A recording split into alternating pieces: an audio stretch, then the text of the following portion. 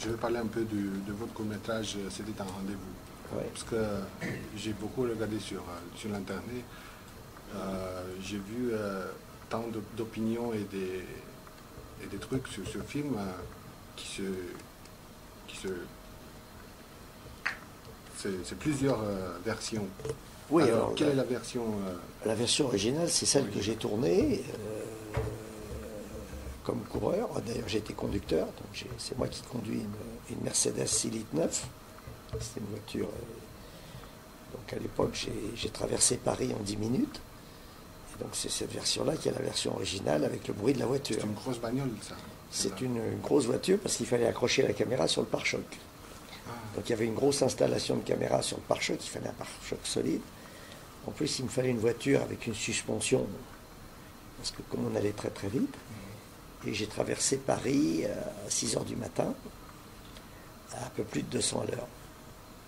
Entre 180 et 200 à l'heure. Voilà. Enfin, ça dépend, il y a des fois on descend à 100, mais je me suis offert ce moment de folie qui ressemble.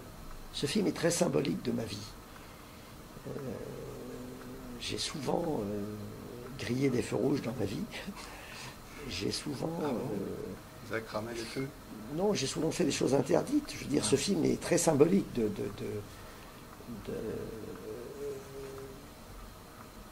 la façon dont j'ai fait du cinéma, quoi. Donc,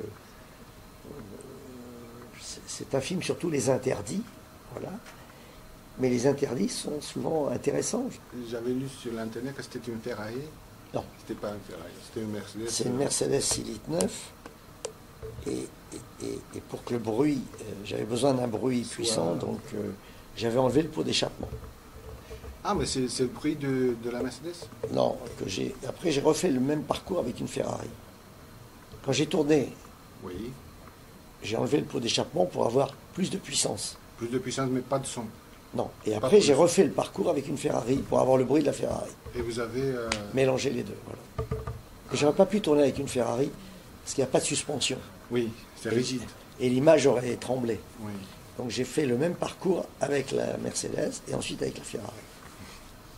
Mais à la même vitesse, parce que j'ai suivi le changement de vitesse, c'est très semblable. C'est complètement crédible puisque j'ai mis les changements de vitesse Oui, dans les cours. exactement au même endroit. Mais j'ai fait le parcours avec deux voitures. Okay. Et avec la Ferrari, j'ai pris moins de risques. J'ai pris moins de risques parce que s'il y avait des feux rouges, je m'arrêtais, je repartais. Enfin, et j'ai refait exactement le même parcours avec les mêmes changements de vitesse.